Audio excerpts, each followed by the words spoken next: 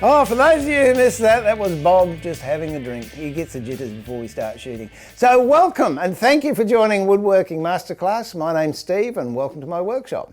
This season we're making boxes. 2 boxes, a ply veneer wood box with solid timber edging and also a timber box with a raised panel.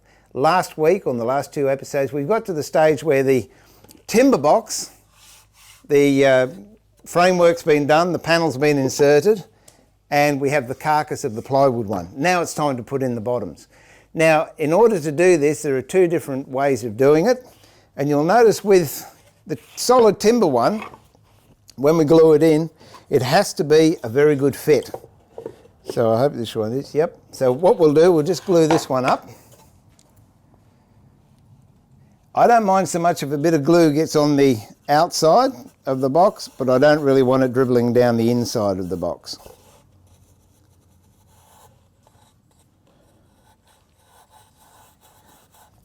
Okay, and on the sides, when I'm putting bottoms in, I glue on the side, but let the brush just go over a little bit on the inside and that'll give you a bead on the inside. So you don't want a lot of glue on the inside, but you want it on the edges and just a little bit on the inside.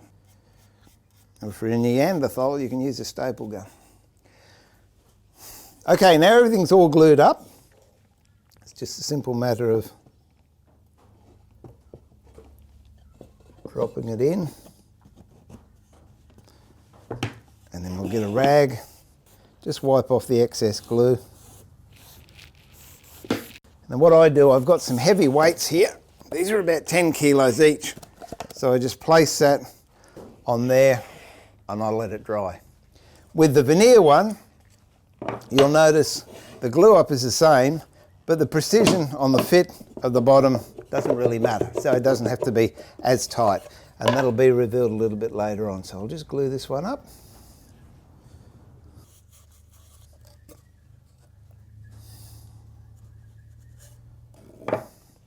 Once it's glued, again, just drop it in, and it doesn't matter if there's gaps like that, because we'll sort that out later on. But try and even them up so it's even both sides. Same thing, get a heavy weight, put it on the top of that and let it dry.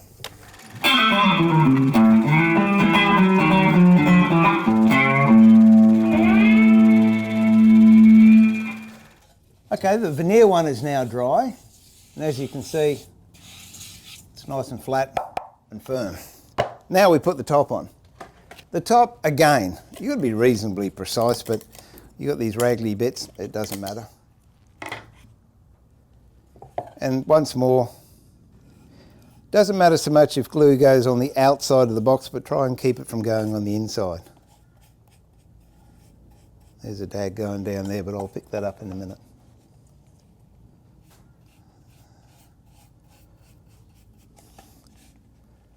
I don't know if you noticed or I told you, but even though I've got a template for all these parts, I did actually stuff up when I made this box lid. And it's a little bit narrower than I'd like it, or a little bit shorter, but it doesn't matter because I know what I'm doing, the process I'm doing. You'll see why when you're working with the veneer plywood construction, it doesn't have to be spot on in the beginning stages, but it certainly does in the end. So now we just place it on there. Make sure you get a bit of overhang front and bottom. You can see a bit of the side showing. Again, doesn't matter. Grab your heavy weight, place it on there, and then give that whatever the drying time the glue needs. And it's finished.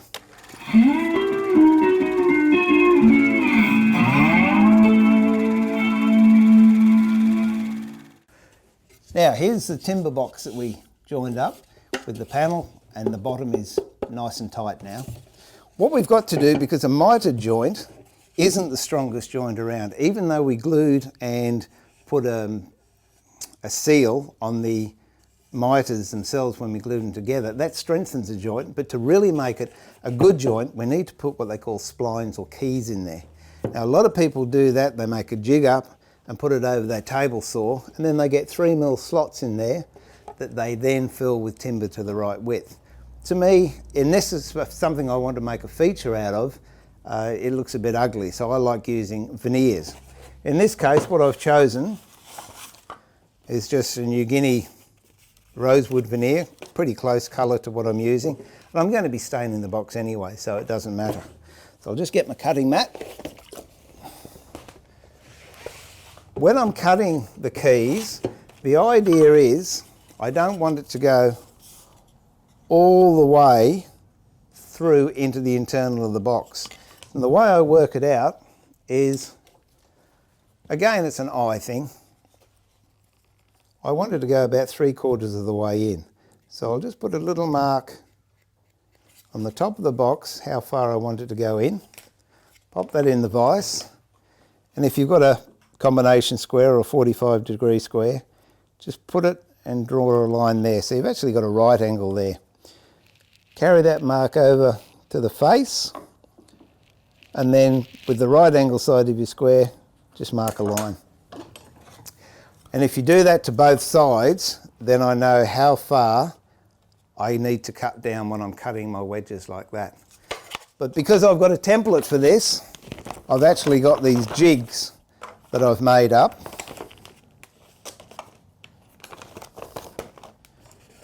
To the width that I want and the depth. So for example, this one goes to the bottom, so I know that key goes in there and it's that width. The middle key goes there and the top key goes there. One thing to bear in mind, when you're going to cut your box top off, work out how you're going to cut it off before you mark your keys, because if it's going to be done on a table saw, the kerf is going to be wider than a bandsaw, and that will change the geometry of where your keys are going. Another thing, if you just want an easy guide when you're cutting your keys, use masking tape and run it down where those pencil lines are. So when you're in the vise and you're sawing, you know exactly where you're meant to be cutting. So I'll tell you what, we'll just go to a break. I'll start cutting these, and after the break we'll put some keys in. Okay, see you soon. Hi, welcome back. I'm just finishing off the last of these key slots. One thing I've found is the veneer that I use is 0.7 of a mil, and for me to get that amount of slot, it's a Japanese saw and a dovetail saw with the set taken off, and that'll give me just the right width I need for the veneer to go in. So let's pop a couple in. Get one of these things as a, I think it's a oil painter's spatula. Just the ideal thing for this. Dip it in the glue, put the glue in the slot. It's another thing, the masking tape stops your glue from going everywhere. Get a piece of veneer and just work it in. We'll just do a couple more.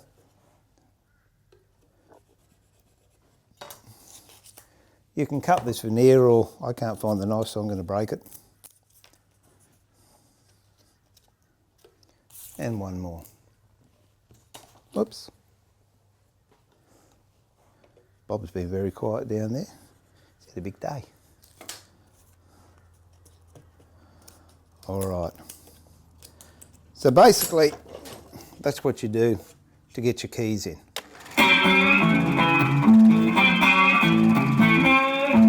So when they're dry, this is what your box should look like. Keys all the way around, and then it's just a question of breaking all the excess off. To me, that's the fun part. Pop it in a vise, and then with a really nice sharp chisel, clean off all the excess. If you do that all the way around the box,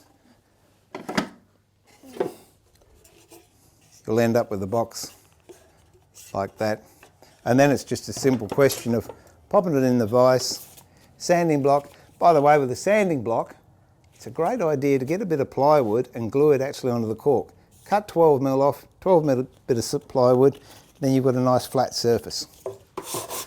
And we'll just sand it. There it is, finished. And you can hardly see those keys.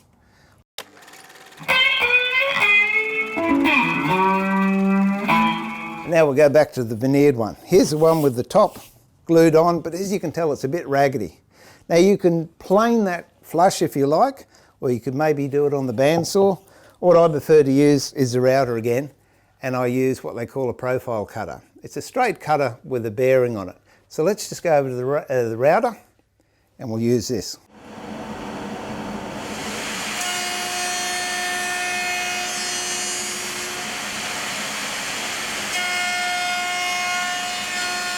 See what a great job it does? It follows the profile of the edge. Now it's nice and flat. Now we've got the top and the bottom and the carcass is completely sealed. What I'm going to do is cut the saw cuts so we can put our solid edging on. And what I've done is set the saw blade, or the width of the fence is 8mm and the depth is 8mm. So I'm going to cut 2 8mm slots all the way around the box, and then we'll router the waste out. So I'll just pop over to the saw, be back in a tick.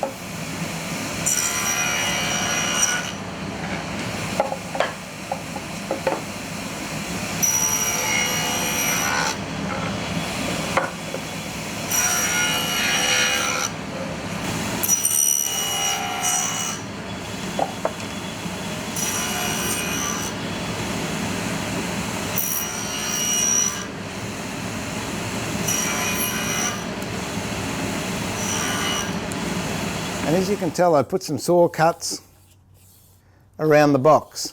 Now the depth of cut is 8mm square, and that's what I've made some square stock. Just get a bit of board, machine it down to about 10mm and make sure it's square.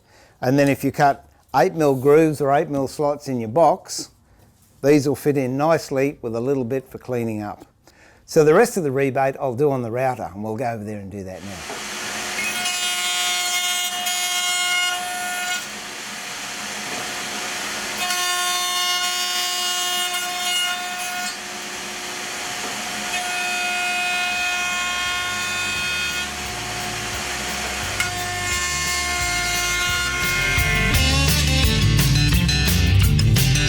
Okay, there's the box, all routed.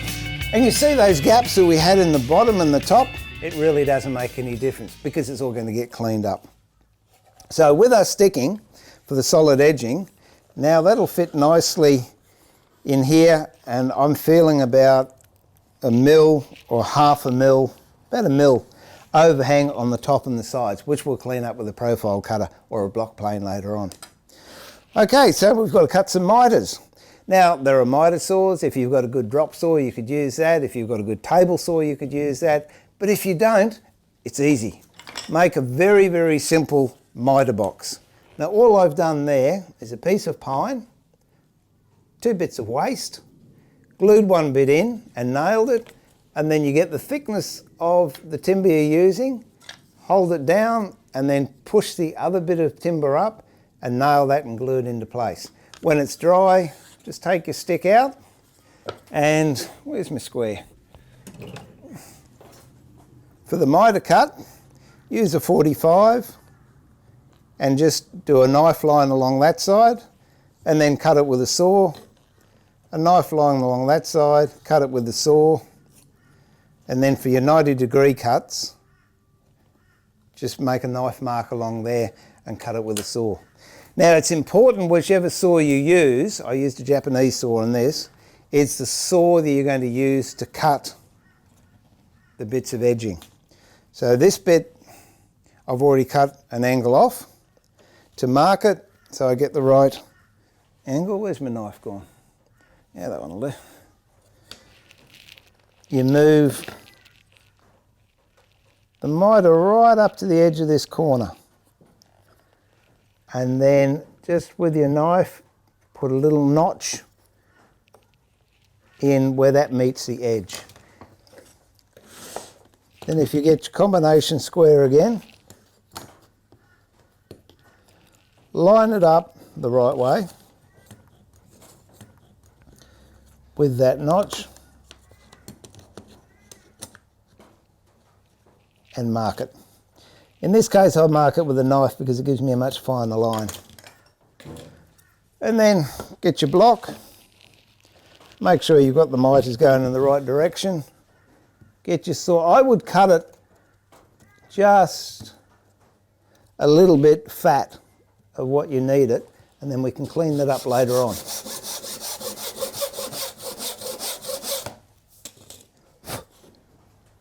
And then you have one bit of sticking with 2 mitres. Just pop it on, make sure it's the right size.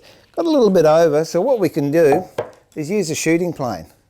Now a shooting plane is a plane, that's heavy, that is designed for shooting straight edges. But if you don't have a shooting plane set up like this, it's just as easy to make a small shooting board, which I've done here. Basically the same, only on a much smaller scale. And with this, I can use, say, a number 3 plane as a shooting plane. So I just put that up to the 45, have it come out just a little bit, and just give it a couple of nice little shaves. Let's see how we go. Spot on. Okay. So now we'll glue this one into place.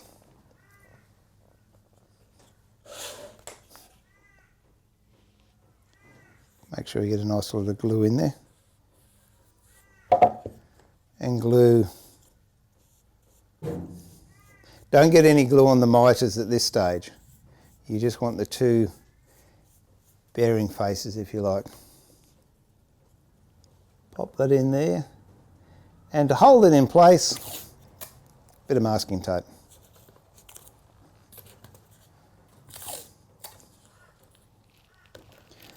Put a bit of pressure downward and inward, that'll hold it in place. Then you come along with the next bit and follow the same process. So we end up with another bit there that fits, and we'll glue that bit in until you've done the whole top. As you can see, now we've done the top and it's nice and dry. Now we've got to start putting the edges in. Now with the edges, all you need is straight square bits, but make sure that it's nice and clean on the top cut.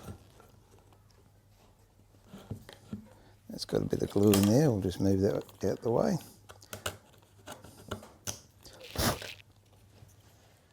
That's a nice small bit, we use that bit.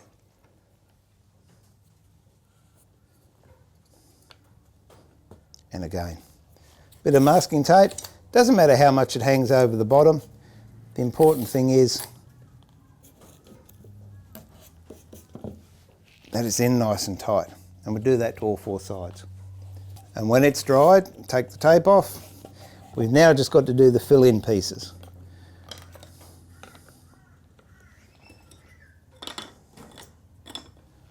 Let's get a nice square piece, mark it to length.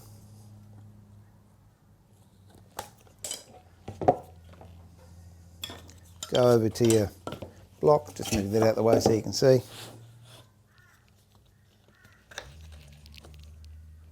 Place it up on your 90-degree line, get your saw.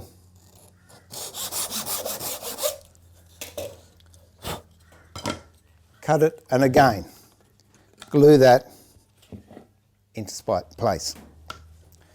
So now we end up with a box that's got solid edging all the way around. And what we have to do now is flatten it. Now you can use a block plane to flatten that. Personally, I prefer the profile router. So I'll go over to the router and flatten that. And while we're there, we'll change the bits over to a cove, and we'll put the finishing touches onto this box, and we'll do roundovers on this box. So let's go to the router table. Actually, I just made a mistake there, which isn't unusual for me. What I can't do is router this on the router table like I did with the Veneer one, and the reason being, which I discovered when I went over there, because it's got a raised panel, the distance from the cutter to the edge is increased because the panel's on the table. So this one I'm going to have to do in the vise, and I'll do with a little trimmer. And this little trimmer setup I actually use for putting the hinges in. It gives me a nice broad base and gives me much more control over the trimmer. So here we go. Bob's going to get shavings on his head. It's a bit noisy, I better put my earmuffs on. You want some earmuffs, Bob? No, Bob doesn't want any.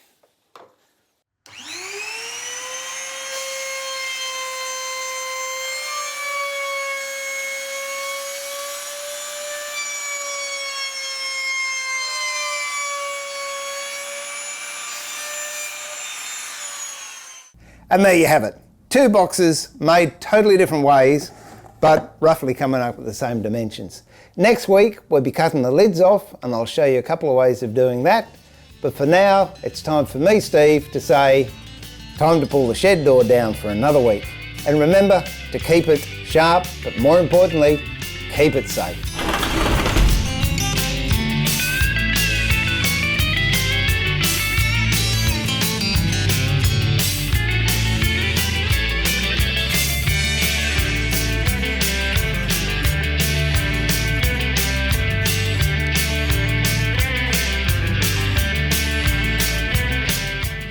Seasons 1 and 2 of Woodworking Masterclass are now available on DVD.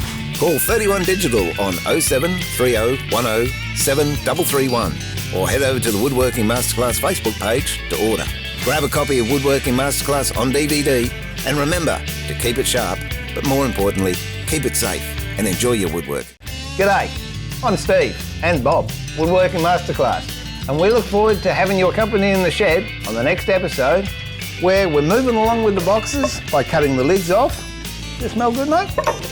So I look forward to having your company in the shed next episode. Until then, remember, what is it, Bob?